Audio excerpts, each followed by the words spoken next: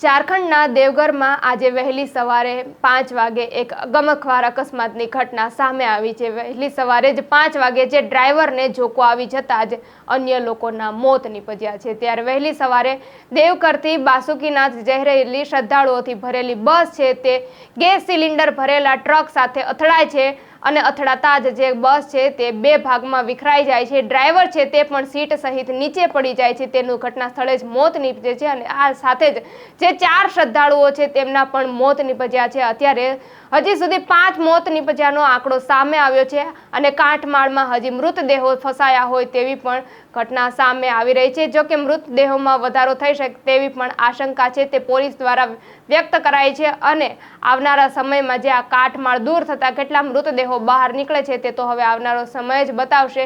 ટક્કર એટલી જોરદાર હતી કે જ્યારે બસ ગેસ સિલિન્ડર ભરેલા ટ્રક સાથે અથડાય છે ત્યારે પણ તે 100 મીટર દૂર જઈને ઈંટ ભરેલા જે ઢગલા હતા ત્યાં સુધી તે અથડાય છે અને તેમાં જે આ 40 શ્રદ્ધાળુઓ હતા તેમાંથી 4ના મોત થાય છે। ત્યારે આ ગમખ્વાર અકસ્માત વિશે આપનું શું કહેવું છે? કમેન્ટમાં આપના પ્રતિભાવો ચોક્કસથી જણાવજો।